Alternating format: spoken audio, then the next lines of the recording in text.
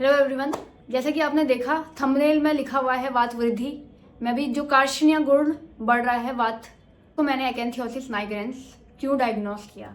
कल जो मुझे पेशेंट मिला था तो वो मुझे इससे पहले भी वो मुझे मिले थे, उन्होंने मुझे बताया था कि उनके गर्दन पे हाथों पे बहुत ज़्यादा कालापन है। तो ऐसे ही जिसमें उस टाइम पे मेरे दिमाग में आया नहीं ये किस वजह से हो सकता है। तो फिर अभी रिसेंटली मैं दोबारा उनके घर गई थी तो उन्होंने मुझे दोबारा बताया कि ये ना कालापन मेरे शरीर में है। तो उनसे मैंने कुछ क्वेश्चंस पूछे वात वृद्धि से रिलेटेड ही। पहले तो उनकी डाइट कफज प्रकृति के हैं और ऐसा कुछ है नहीं कि उनको बहुत ज़्यादा थकान लग रही है, इस तरीके का कुछ। जैसे हम सोचते हैं ना कि वात की वृद्धि मतलब कि वो पेशेंट तो बहुत ही दुबला पतला होगा, ऐसा नहीं होता है। ठीक है, तो वात वृद्धि में भी बस एक गुण हमें मिल रहा है पेशेंट में, वो है कार्ष्णीय गुण, मतलब कालापन आ रहा है शरीर के अंदर।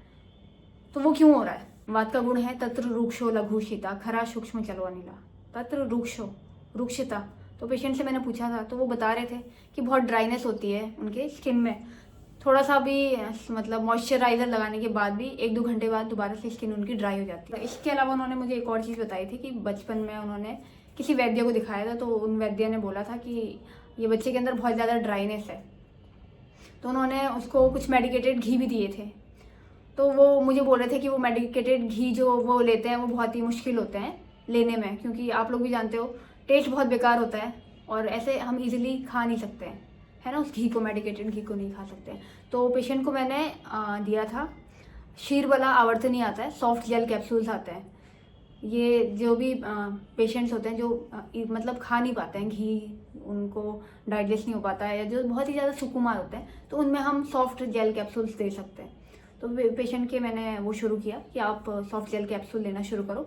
अभी तो शुरुआत में तो सिर्फ एक गोली से शुरू किया कि एक दिन में आप 2 गोली ले लो सुबह और शाम, क्योंकि घी पचाने में ना थोड़ा टाइम लगता है, ये आप लोग भी जानते हो, है ना। और अगर हम एक साथ उनको 2 या 3 कैप्सूल दे देते हैं तो उससे उनकी अग्निमांद्य भी हो सकती है। तो इसलिए शुरुआत एक से करें, 1 हफ्ते के बाद दोबारा से हम उनकी डोज जो है वो बढ़ा देंगे। फिर एक और चीज़ पेशेंट ने मुझे ये बताई कि वो जब गुड़गांव में रहते थे तो उस तरीके का कुछ भी नहीं था, और जैसे वो राजस्थान में आए तो ये सारी चीज़ उनके दोबारा से होने लगी, मतलब ड्राइनेस आने लगी, स्किन दोबारा से काली पड़ने लगी। यहाँ का जो क्लाइमेट है वो रुक्ष है, ठीक है, यहाँ की जो भूमि है वो भी रुक्ष है। देख सकते हो इसमें इस तरीके का होता है, एकदम ना स्किन एकदम काली पड़ जाती है और पेशेंट को ऐसा लगता है कि पता नहीं किस वजह से हो रहा है। घर में तो मम्मियाँ ऐसे डांटती है कि गर्दन हम धोते नहीं है या हाथ पैर अपने अच्छे से धोते नहीं है साबुन से, तो इस वजह से वो कालापन आ जाता है। तो वो उस कालेपन का मतलब वो नहीं है, ठीक है। वो कालापन कहीं ना कहीं वात की वृद्धि से भी हो रहा है।